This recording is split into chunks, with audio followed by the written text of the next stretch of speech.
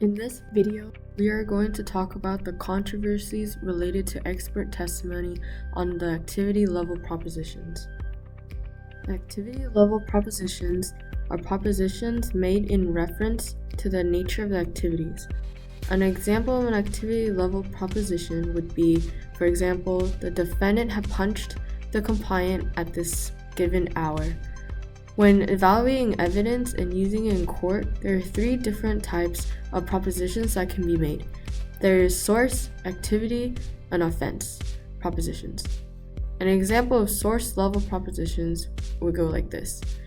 The blood recovered from the ground came from the compliant. An example of an offense level proposition may go like this. The defendant assaulted the compliant at this given hour. One case in particular has caused quite a controversy regarding activity level propositions. This case refers to Regina v. Dugas. On November 27, 2008, the house of the elderly Miss Kelmanson was burgled and she was found dead a month later. She was found tied up and unable to free herself from her restraints, leading her to die from hypothermia. DNA was found later at the crime scene, which matched the profile of Kuba Dugas. He was then arrested on July 27, 2010, and each question he was asked during his interview, he answered with no comment. Referring back to the Dugas case, the activity level propositions made were treated as mutually corroborative to the source level propositions. The activity level proposition made was that Dugas is a putative contributor to a mixed DNA sample. Alongside that statement was eyewitness evidence that placed him at the scene, and with prior knowledge of the defendant's past burglaries in which the occupier was tied up, it was reasonable to convict him with such little DNA evidence. The evidence found at the scene of the crime was low template DNA, and it was derived from a mixed sample to which at least 2 or 3 people had contributed to it. The judge allowed the forensic evidence even though there was so little that it was impossible to have any statistical match probability. The prior context and the little DNA evidence they had was enough to put together the prosecution's case.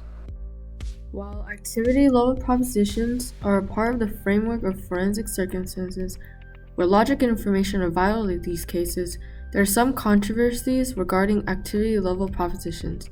For example, DNA evidence, which is a common source of evidence analyzed in forensic labs and presented in court cases, which can sometimes have low template DNA. Being able to tell when or how the DNA was deposited would be difficult to determine. This is one of the limitations of activity level propositions, as it depends on the evidence obtained. Other controversies include how the jury's interpretation of the activity level propositions can affect the way an evidence is presented and can change its value. Another limitation is the experimental data that is used to incorporate into the Bayesian networks at the activity level. Bayesian networks are used for mapping out relationships between different variables for simple and complex situations to evaluate forensic evidence.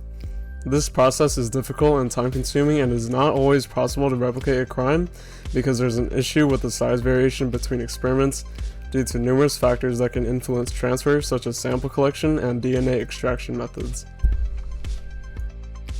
Activity level propositions are important because they help address issues of direct and indirect transfer when it comes to DNA. They're supposed to help address the nature of what happened to explain how DNA may have been transferred.